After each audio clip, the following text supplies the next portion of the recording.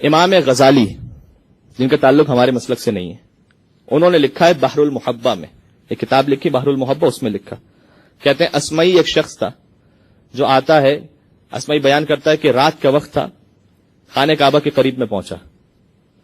تو میں نے دیکھا کہ رات کی تاریکی چھا چکی ہے، اور رات کو اس وقت کیونکہ کچھ لائٹنگ نہیں ہوتی تھی لہذا تاریکی ہوتی تھی، اور ایک اکیلا شخص ہے جو خانہ کعبہ کا پردہ پکڑ کر اور گڑ گڑا کر اور تڑپ تڑپ کر کچھ کہہ رہا ہے، فریاد کر رہا ہے۔ وہ کہتا میں اس کے قریب پہنچا، مجھے نہیں معلوم تھا وہ کون ہے، میں اس کے قریب پہنچا اور میں نے سننا شروع کیا کہ وہ کیا کہہ رہا ہے۔ تو امام غزالی لکھتے ہیں کہ وہ نوجوان تڑپ کر کہہ رہا تھا کہ الہی و سیدی و مولایا نامت العیون وغابت النجوم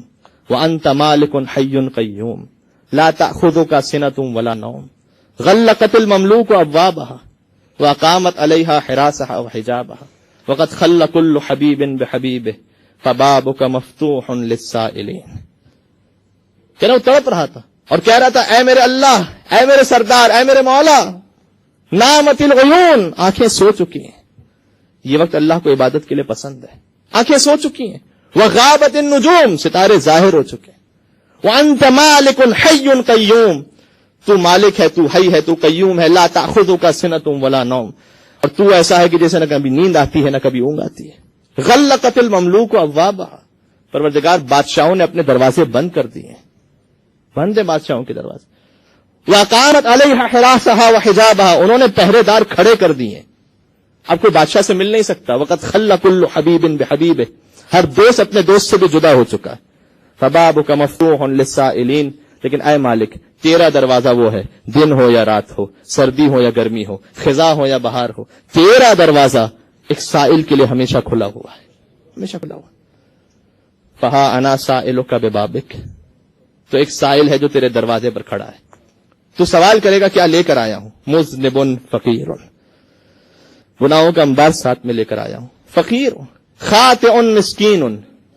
خطا کار ہوں، مسکین ہوں، ایک چیز مالک ساتھ لایا ہوں، جئتک ارجو رحمتک یا رحیم وان تنظر الی بلطفک یا کریم،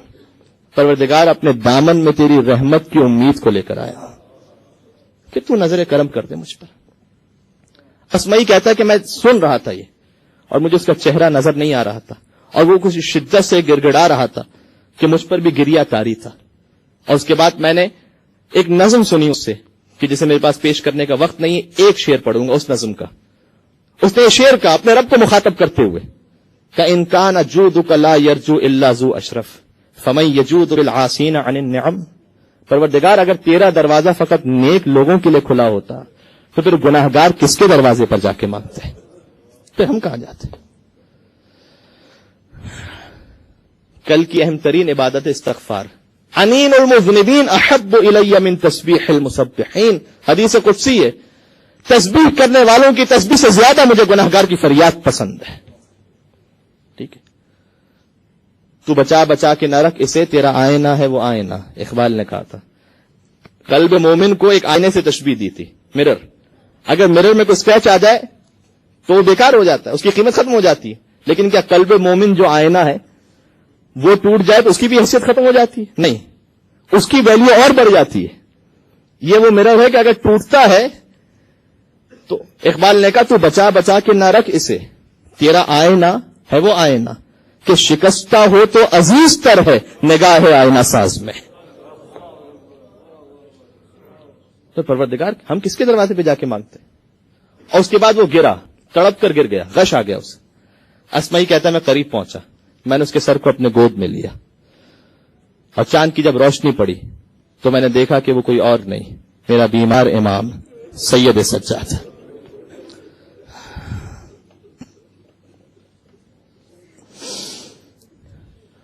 اسمعی کہتا ہے بے اختیار میری آنکھوں سے آنسو جاری ہوئے،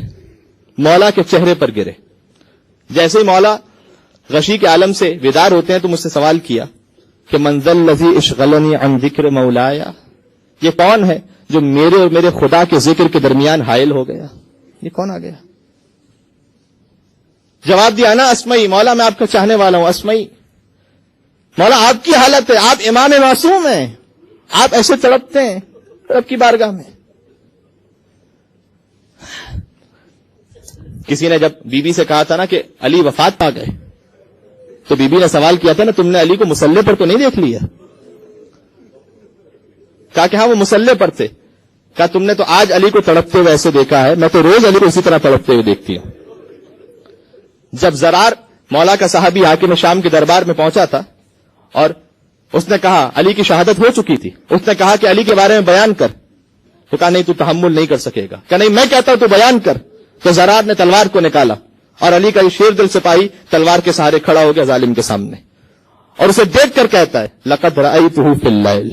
وہو قائم فی محرابہ یتململ تململ السریر ویبکی بکاء الحزین ویقول آہ آہ من قلت الذات وطول السفر وعظیم المورد وخشونۃ المسجد. کہتا میں نے دیکھا رات کی تاریکی چھا چکی ہے، ستارے ظاہر ہو چکے ہیں، وہو قائم فی محرابہ، لیکن میرا مولا محراب عبادت میں کھڑا ہے. یتململ تململ السریر، ایسے تڑپ رہا ہے جیسے سانپ کا کاٹا تڑپا کرتا ہے. وَيَبْكِي بُكَاءَ الْحَزِينَ، ایسے رو رہا ہے جیسے کسی ماں کے سامنے اس کے جوان کی مت. وَيَقُولُ آہ آہ من قلت الذات، اور تڑپ تڑپ کر کہتا ہے پروردگار علی کے پاس سامان سفر کتنا کم ہے، وطول السفر، اور تجھ تک پہنچنے کا سفر کتنا لمبا، وعظیم المورد، تجھ تک پہنچنا کتنا سخت ہے، وخشونۃ المسجد، اور پروردگار تجھ تک کسی آرام دہ سواری میں نہیں آنا، قبر کی تنگ و تحریک سواری کے ذریعے سے تجھ تک پہنچنا ہے. علی تڑپ ہے. برحمتك يا أرحم الراحمين وصلى الله على محمد وآله الطاهرين.